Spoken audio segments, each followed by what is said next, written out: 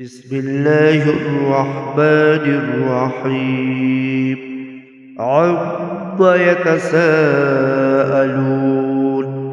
عن النبأ العظيم الذي هم فيه مختلفون. كلا سيعلمون ثم كلا سيعلمون.